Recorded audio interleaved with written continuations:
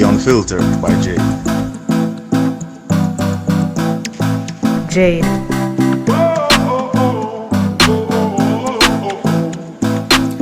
Welcome to The Unfiltered by Jade, where we educate, empower, and entertain. Feel free to like, share, subscribe, download, donate, and make everybody know about this.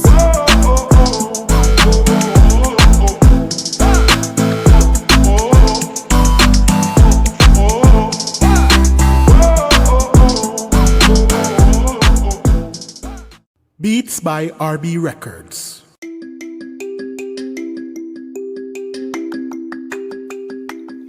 Shopping assistance, your style, your budget.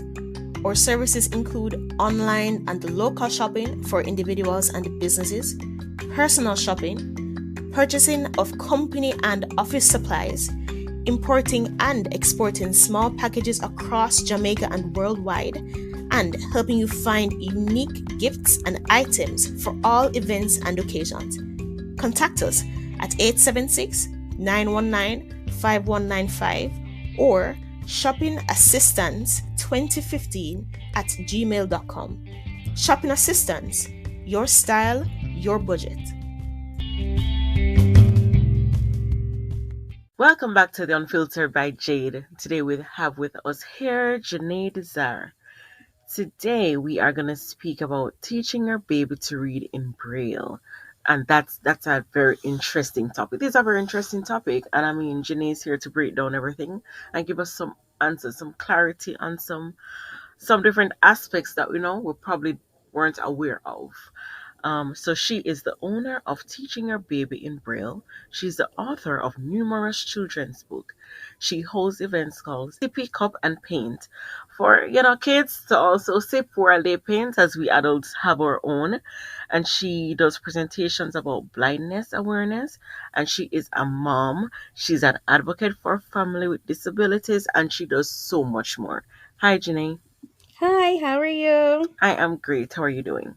Good. Nice. I'm happy to have you here. Thank you. I'm excited to be here. Same. I'm excited to have you. I want us to talk about this with Braille. It's interesting.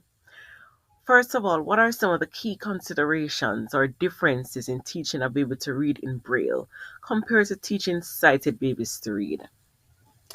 Well, especially with kids like who are blind, Mm-hmm.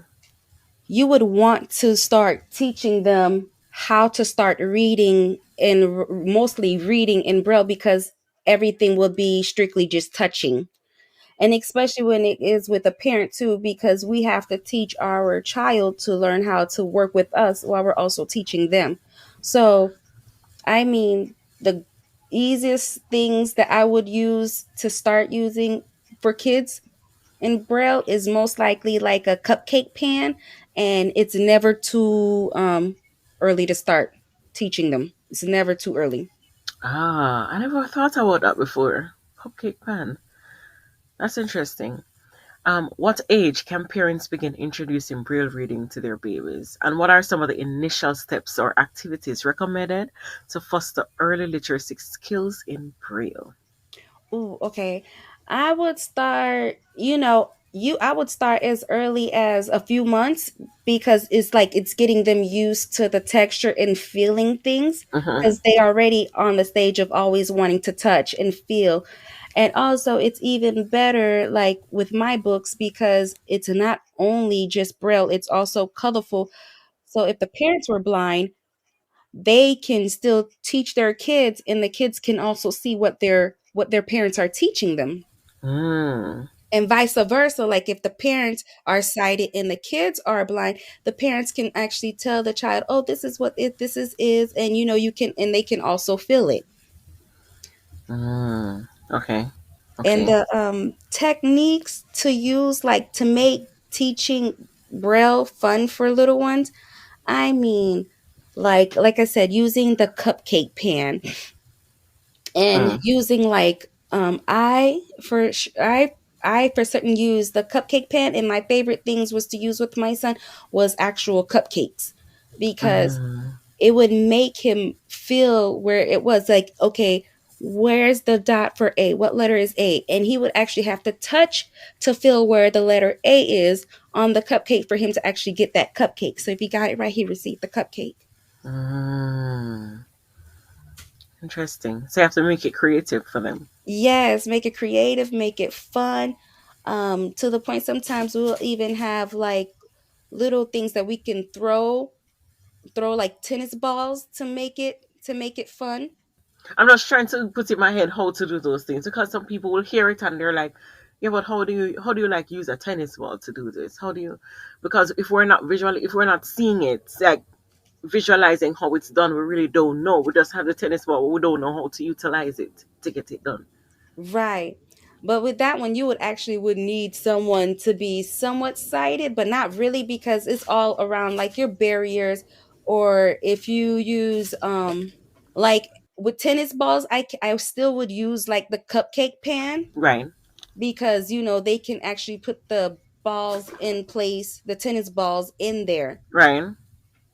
And that's when they get more advanced because you don't want no longer want to use food anymore. Yeah, it's right, right, Yes. right, right. And when they get to that point of them already learning how to, identify some letters, then you will start going as far as, okay, let's blindfold you and let's see how you do this. Okay, okay, interesting. And it's How always good. I would always say, always start with like the first three letters. The first three letters, as soon as they get it down, they'll be great. how does tactile learning through Braille impact a baby's cognitive development and overall learning experience compared to visual learning? Oh, wow. That is great. While you're teaching them that, it's basically like learning another language. Okay, okay. Is just like how people want their kids to be bilingual in different, like I know a lot of parents, they was like, okay, you know what, I want to teach my child sign language. Right. Everybody wants to learn sign language, but what are the odds of your kids growing up for them to be deaf? Hmm. The odds of Okay. that is fairly, low compared to a child that you have that can actually become blind at any time. Mm. Accidents, just develop things, anything can happen for a child to lose their sight. So why not learn Braille? Why not learn Braille? That's an interesting question. Why not learn Braille? For parents who may not be familiar with Braille themselves, what resources or support systems are available to help them effectively teach their babies to read Braille? Well, right now, there, as far as I know, there isn't really any resources that are out there for the parents who have a child that is blind. Uh-huh. There really aren't much resources out there, Uh-huh. and it goes vice versa the same way too. Like if a parent is blind but their child is sighted, is like limited resources because they only concentrate on the person who have the disability. Uh-huh. Mm. So it's kind of hard. But as far as resources, we have Division of Blind Services. They're always there to help. Um, what else? They have the National Federation of Blind. That's another one. Uh-huh. There's several of them out there, but like I said, you would have to get into them and get into the especially Division of Blind Services, so therefore you can get these kind of services. But as far as the younger crew, like the children's and babies, they're Uh-huh. very limited on like educational resources for them, and especially Mm. for like parents with babies who are like parents who are blind and they have babies that are sighted. How can teaching a baby to read in Braille enhance their literacy skills as they grow older?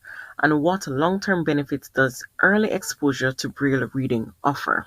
I think the early exposure to them, especially like for kids who are in need, I mean, by the time when they get to grade school, they're already there. They're on top of it. they know how to read Braille. They're at that point, they're already learning how to write in Braille. Um, it's better off when they're learning and engaging it at a very young age. So therefore, by the time when they do get there, they know it. Because right Okay. now, it's really hard for parents to even get any child with any kind of disability into a preschool, and that would Mm. want to help and teach and engage with the child. It's really hard, and if you do find one, it's expensive. Oh, okay. Majority of the good ones are private owned, so it's just like, where do you go? Yeah. Yeah. So It's the at onus on this parents to really teach their children. yes, so like with mines is basically you're their teacher. Right. Everybody always say you got to lead by example, da da da. This is our opportunity as blind parents to go ahead and teach our child. It's better than, an audio that's doing the work for you. And plus, it's creating a bond with you and your child. Yes. Yes. And also, when your child realize, like, okay, wow, my mom went this far, my parents went this far and beyond for me to, learn all of these things and get all of these in there before time, because other kids didn't have that experience and stuff like that. They'd be thankful for their parents to be like, wow, I'm so beyond that. Yes. It Yes. opens multiple doors for them, so by the time, and then plus they won't be delayed on anything, and it makes them pick up things a whole lot quicker. It Yes. boosts up confidence. I mean, just the part of just having the knowledge of knowing that you can do things, it's amazing. Yeah. Yeah. I agree with you on that. For parents who may have concerns or reservations about teaching their baby Braille, what assurance or reassurances or advice can you offer them to encourage them to embrace this learning journey? What I would say is that teach your child everything possible that you can. Their mind is like a sponge. Use it. Mm. Um, Okay. the thing about it is that I'm I'm legally blind, and I don't hold nothing back from teaching my son. Um, when I realized that he was autistic and he was having a hard time communicating, me as a blind parent, I took it among myself to learn American Sign Language. So therefore, we can communicate. Mm. And when I start learning it, he start learning it also. And then it just went on, and then that's when he was learning it, I was also teaching him my way of how I communicate. So Mm. therefore, Okay. we met in the middle. In the middle. Right. Right. Hmm. So easier for him to communicate with you now. Yes. Oh, yes. He communicates very well now, and he does, and he communicates in American Sign Language. He also speaks a little bit of Spanish, Nice. and he speaks Creole. He um and what else? And also he knows how to read in Braille. Nice. And he's only 3. That's nice. That's nice. Jenny, first of all, let us know where is it that we can find you. Where can we find some of your books? If persons are out there, parents are out there that want to connect with you or want to find some of your books to help even teach themselves and their children, where is it that they can find? Well, right now I do not have my books out on store because this year we are trying. Well, I am trying to actually get them printed out. But Right. soon as my website gets up and running, everybody can go ahead and do a pre-order your books, Mm-hmm. and I should have the books and everything running by, I say, June, Mm-hmm. by the summertime, around the summertime. Yes, but if you guys still want to help me, I do have a GoFundMe page Nice. for Okay. teaching your baby in Braille. So you Mm-hmm. guys can go ahead and make a donation so therefore I can rack up and get through my Right. books. Right. But as far as that goes, but I still am gonna push myself even further than just my books. Yes. What is on the horizon for you? What's on the horizon for me? I said my next step after I finish publishing my books. Oh yeah, just to let you know, my books are in 3 different languages. Mm, Yes, I have my books in Spanish, English, and in Creole. nice. That's nice. Yes.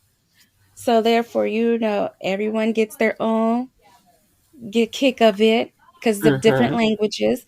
And Mm-hmm. after my books push over, my next thing is to basically open actual daycare center and academy Right. That's nice. um for kids with disabilities.